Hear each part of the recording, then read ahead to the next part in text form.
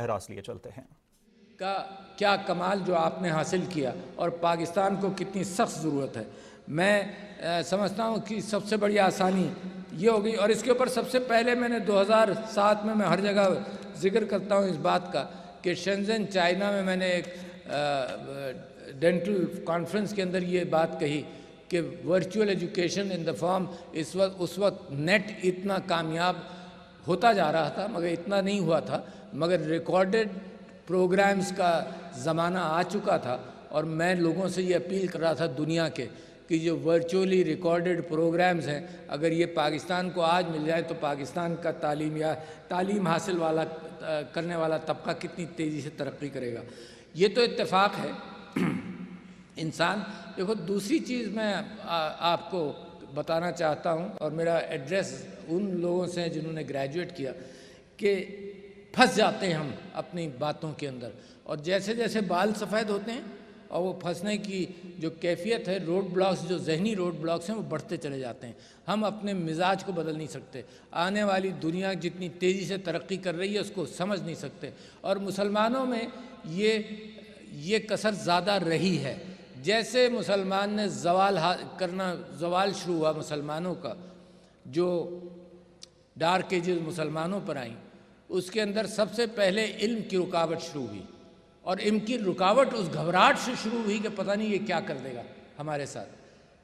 جب خود اپنا انٹلیکٹ کمزور ہو، جب خود نئے علم کی تلاش نہ ہو، تو ہر نیا علم اگر کفار کے پاس آیا تو مسلمان پریشان ہوا۔ اور میں بڑی مثال دیتا ہوں گوٹنبرگ بائبل کی۔ گوٹنبرگ ایک یہودی تھا جس نے گوٹنبرگ شہر کے اندر پرنٹنگ پریس ایجاد کیا اور پرنٹ کیا، اور اس نے بائبل بھی پرنٹ کی۔ یہ میرا خیال سے 14ویں صدی کی بات ہوگی، اور استنبول میں یہودیوں نے پریس لگا لیے، مسلمان ریزسٹ کرتا رہا کہ اس سے خرابہ شروع ہوگا، اور پہلا پریس جو مسلمان اونڈ پریس تھا وہ 1726 میں لگا استنبول میں۔ تو 300 سال مسلمان نے ریزسٹ کیا۔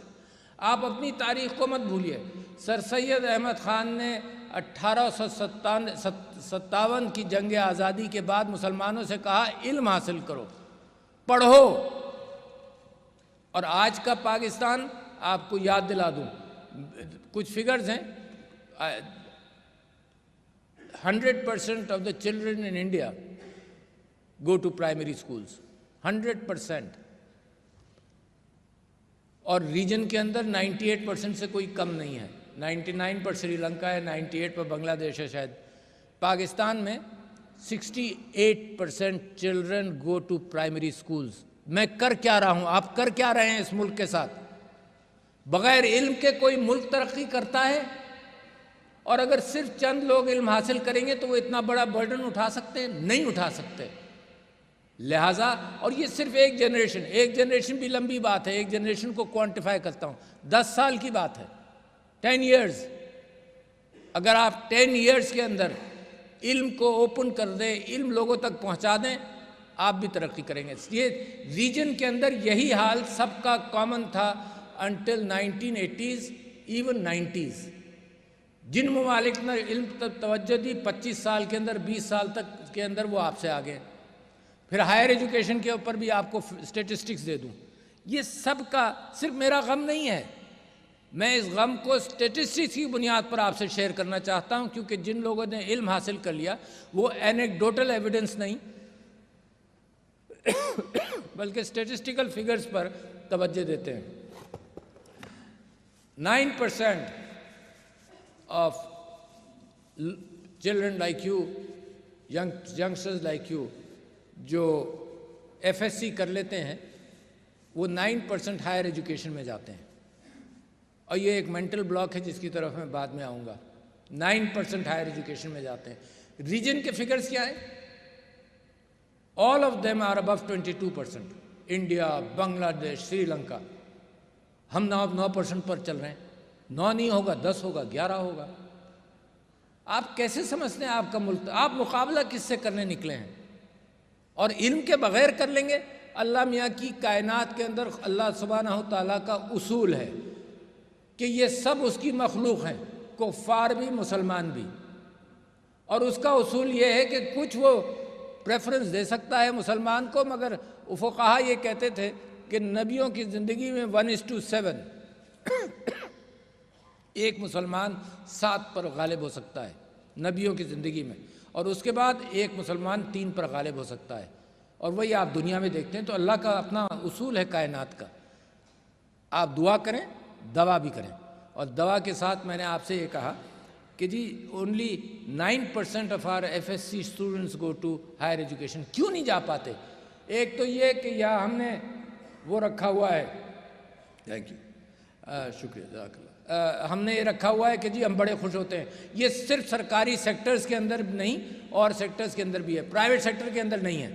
اگر پرائیویٹ سیکٹر کا دکاندار یہ فخر سے بیان کرے کہ میری دکان کے باہر 1000 آدمی تھے اور میں نے صرف 100 آدمیوں کو گڈز دی، تو لوگ کہیں گے عجیب آدمی ہو یار، ہر روز یہی کہانی سناتے ہو، ہر سال یہی کہانی سناتے ہو، تم تو اپنے یہاں کی دکان کے اندر اپنی گڈز بڑھاؤ اور بیچو ساری کی ساری۔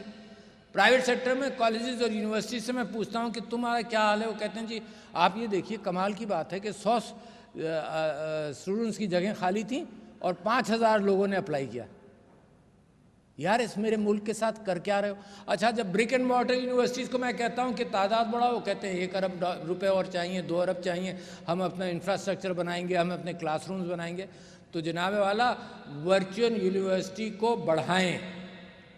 میں سمجھتا یہ ہوں کہ نو اسٹوڈنٹ، میرا خواب، نو اسٹوڈنٹ اس پاکستان کے اندر، اس پاکستان کی آج کی کیفیت کے اندر، نو اسٹوڈنٹ جس نے FSC پاس کیا ہو آج آپ اس کو ریفیوز کریں education, no student in Pakistan. یہ ذمہ داری سرکار کی اور آپ کی اور ہونی چاہیے کہ تعلیم کو اتنا اوپن کریں، اس ملک کو ضرورت ہے۔ آپ 27,000 IT کے اندر مثال کے طور پر 27,000 بیچلرز پروڈیوس کرتے ہیں، 27,000، اور مقابلہ، جذباتی مقابلہ ہمارا ہندوستان سے ہے، وہ کتنے پروڈیوس کرتا ہے؟ 8 لاکھ۔ تو ذرا انٹروسپیکشن کریں کہ کن کی چیزوں کی ضرورت ہے، اور یہ بھی زمانہ بڑی تیزی سے بڑھ رہا ہے۔ ایکسپورٹ کریں، بہت اچھا۔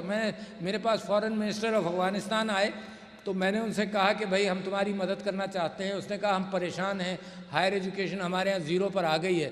تو ہم نے انہی کے پاس بھیجا، علامہ اقبال کے پاس بھیجا اور ان کے پاس بھیجا کہ بھائی ان کو کم سے کم ان کے انٹرنیٹ نہیں ہوگا تو ٹیلی ویژن پروگرامز ان کی ٹیلی ویژن اسٹیشنز کے ذریعے وہاں تعلیم کا بندوبست کریں۔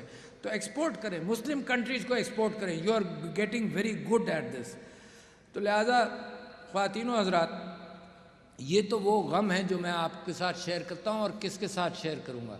ان نوجوانوں کے ساتھ جو پروڈکٹیو اسٹریم کے اندر اب آئے ہیں، they are the best resource جن کے ساتھ میں یہ اپنے غم شیئر کروں، کیونکہ اس وقت پاکستان کے اندر عجیب سے حالات ہیں۔ پرائرٹیز اس ملک کی گورننس کی پرائرٹیز بڑی مختلف ہیں۔ کرسی کے حوالے سے کنٹینر ٹیکنالوجی کو دنیا کو ہم نے یہ بتایا کہ کنٹینر صرف گڈز کی سپلائیز کے لیے نہیں ہے، کنٹینر سے انسانوں کو بھی روکا جاتا ہے۔ کم سے کم دنیا کو ہم نے نیا علم دیا۔ آج کل پرائرٹیز عجیب سی ہیں، ملک یعنی جیسے کشتی ڈوب رہی ہو اور لوگوں کو فکر اس بات کی نہیں ہے کہ کیا کیا جائے۔ مجھے بڑا افسوس کے ساتھ میں اپنا غم آپ کے سامنے، یہ ہر پاکستانی کا غم ہے، وہ امید اسی بات سے لگاتا ہے کہ یار واٹ از دا ایشو، آپس میں